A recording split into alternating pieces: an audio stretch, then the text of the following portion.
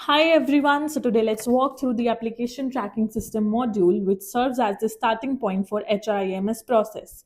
Upon signing in, you will be directed to the IVP Hub homepage.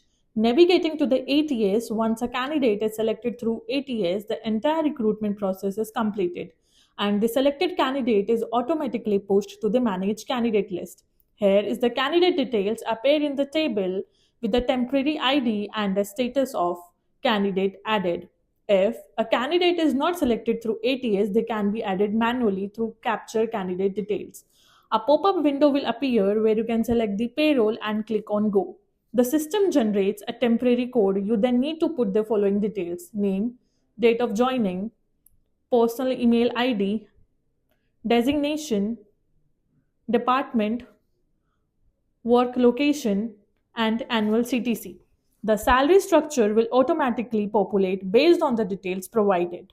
Once completed, click Add Candidate to finalize. Now, the candidate has been added successfully and then will appear in the table with the following details: temporary code, name, joining date, designation, location, and status as candidate added. In the action column, options like View LOI, Edit LOI, Send LOI are available. A draft LOI is automatically created based on the initial information provided. Use Edit LOI to make changes if necessary. Use Send LOI to share it with the candidate. Now, candidate has received the LOI at their personal email address. Now, candidate has two options if they can reject the LOI or accept the LOI. If the candidate rejects the LOI, the status changes to LOI rejected. HR can view the rejection reason, makes necessary edit to the LOI, and resend it. If the candidate accepts the LOI, the status changes to LOI accepted. Additional actions like send document link become available.